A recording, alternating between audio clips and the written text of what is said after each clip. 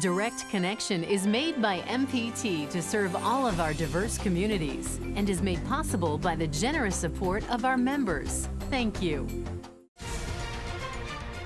Live from Maryland Public Television, this is Direct Connection with Jeff Salkin.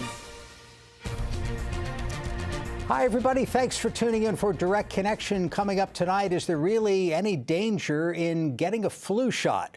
We'll get answers to your questions coming up.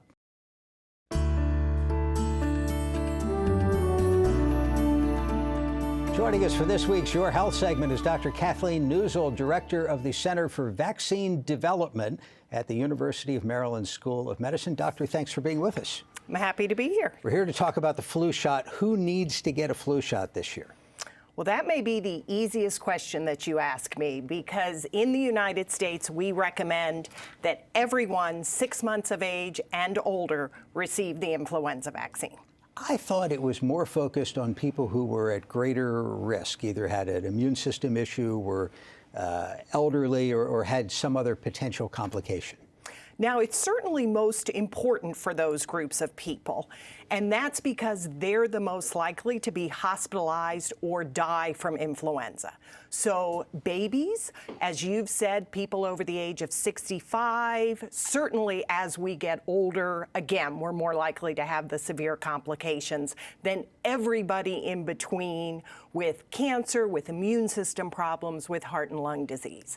But any of us can get influenza, and I think importantly, any of us can spread influenza to those vulnerable people. So there's this concept of herd immunity, which is really with all these vaccinations, that once you get to a kind of a tipping point, the odds of a big outbreak really diminish.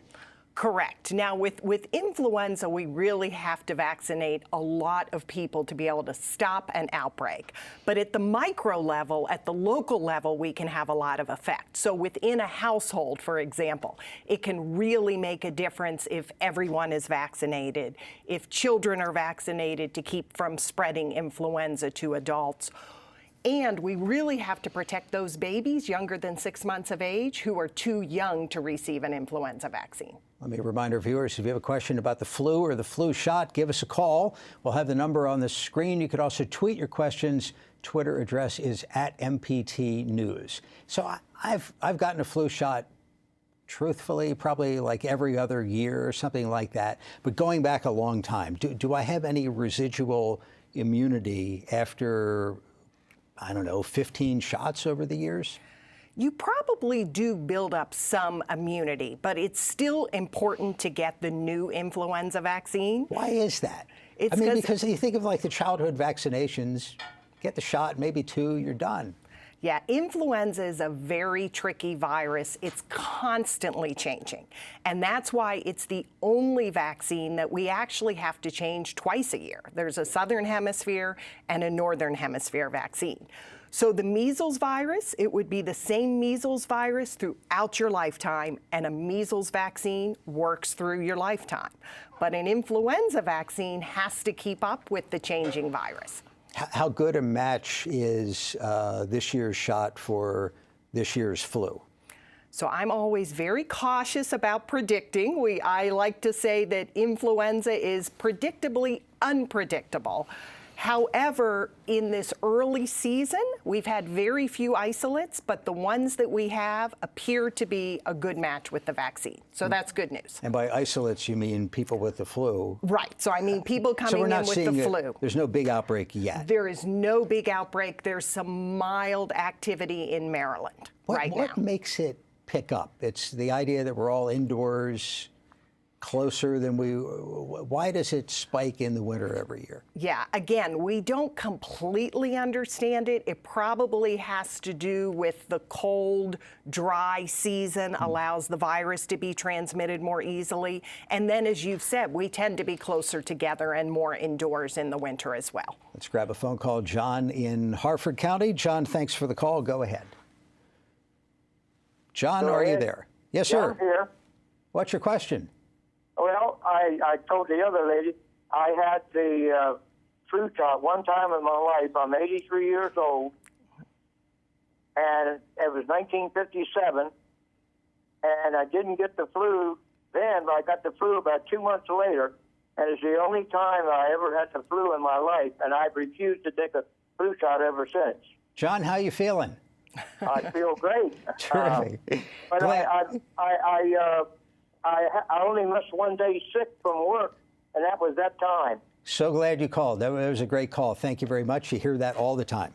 I hear that a lot. One thing I will say, the influenza vaccine in 1957 is very different from the influenza vaccine in 2017. We've made a lot of improvements over that period of time. The influenza vaccine is not perfect. It works about 60% of the time on average against mild illness, but it works much better. It's 80 to 90% effective at keeping people out of the hospital and getting seriously ill. So that's important. Does it make anybody sick? The influenza vaccine does not give you influenza. Again, the influenza vaccines in the 1950s were less pure. The current influenza vaccines have been extensively tested. It will give you a sore arm, so be ready. Your arm might hurt a little bit for a couple days, but otherwise, no serious side effects. Barbara in Carroll County. Barbara, you're on MPT. Yes, thank you. I don't understand the different types of flu shots that are being offered. There's a standard that protects for 3 types, and then there's one that protects 4 types, and then there's one that doesn't contain egg proteins. Then there's a high dose for people over 65, and one without preservatives, and there's so many different kinds. Now, I'm 72, and I really don't know which one to get. Barbara, glad you called. We'll get you an answer on the air. Thank you. So I think Barbara should be sitting here in my place because you reviewed very nicely the many different types of influenza vaccines. Again, we keep making improvements. The original influenza vaccines have 1 strain. We now have up to 4 strains in the influenza vaccines. For somebody your age, for people 65 and over, this is really important. We have 2 new types of influenza vaccine. They have been shown to elicit a stronger immune response, and it's the high-dose vaccine, which you mentioned, and also a vaccine with something called an adjuvant, which is a boost. It's an immune boost. So if you're over 65 and your physician has one of those 2 vaccines, I would recommend getting it. But any vaccine is better than no vaccine. Very good. Jennifer in Montgomery County. Jennifer, thank you for the call. Go ahead. Yes, good evening. I'm wondering, my mom is 77, and recently she was diagnosed with lung cancer, and I'm wondering if it is safe for her to have the vaccine. Thank you very much. Yeah, so it was asked whether an older person with lung cancer, if it's safe for them to receive vaccine. Not only is it safe, but it is absolutely essential that somebody with lung cancer receive the influenza vaccine. Influenza causes lung disease, and so that could definitely make your mother worse. I would also say it's very important that everybody else in the family and around your mom receive the vaccine, because she may be a little bit weak right now, and so people around her need to protect her as well. Let's get one more phone call. Anne Arundel County, this is Collin. Collin, thanks for calling. Go ahead. My mom says I have to get a flu shot. Do I really have to get a flu shot? How old are you? 9. Okay, we'll get you an answer on the air. Thank you for calling. So, Collin, you are a very smart 9-year-old to call in and ask that question. You absolutely need the influenza vaccine. We don't want you to get sick. We don't want you to miss your soccer games. We don't want you to miss school. So your mom is right. You should get your flu vaccine. What are you guys working on in the vaccine lab at University of Maryland? So we're actually, later this year, in late December, we'll be testing an influenza vaccine against a new strain, a bird flu, which is an H7N9. You may have read about it. It's causing a lot of disease in China, and it's a very high priority for our government in terms of it's potentially could cause a pandemic. So we'll be working on that vaccine. We'll be looking for community volunteers later this year. Who do you need in terms of volunteers? So we'll be looking at most age groups 18 and over. What happened to the spray? Wasn't there a spray version of a flu shot? Yeah, that's a very complicated question, and children like Collin loved that spray vaccine. Unfortunately, except you always saw pictures from some pediatrician's office of the kid squirming just as much as if it was a needle. It gave us a choice, you know. Right. Do you want the spray or do you want the needle? You know, we monitor influenza vaccine safety and efficacy every year, and the nasal spray vaccine was just weaker than it should have been for a couple years in a row. So other countries still use it. We're taking a bit of a break. The manufacturer is looking into it, and we may see a recommendation again in the next year or two.